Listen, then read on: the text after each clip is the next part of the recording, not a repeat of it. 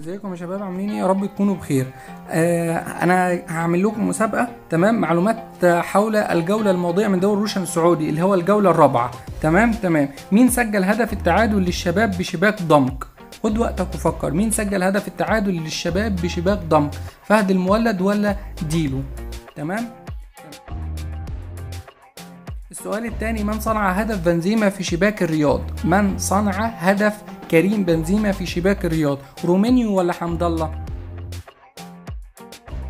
تمام. السؤال الثالث، من صنع هدف رونالدو الثاني بشباك الفتح؟ من صنع هدف رونالدو الثاني بشباك الفتح؟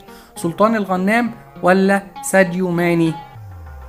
خد وقتك انت وفكر، كده الإجابة بتظهر لك. السؤال اللي بعده، من لاعب الهلال الذي طرد في مباراتهم امام الرائد؟ لاعب الهلال اللي انطرد في المباراة ما بين الهلال والرائد، متروفيتش ولا سافيتش؟ بحاول اسهل لك يعني وبحط لك الاختيارات.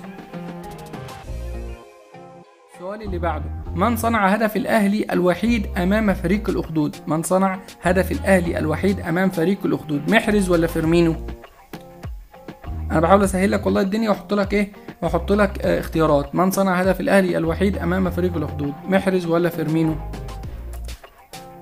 في الكومنتات بقى قول لي انت عرفت تجاوب على كام سؤال. سلام.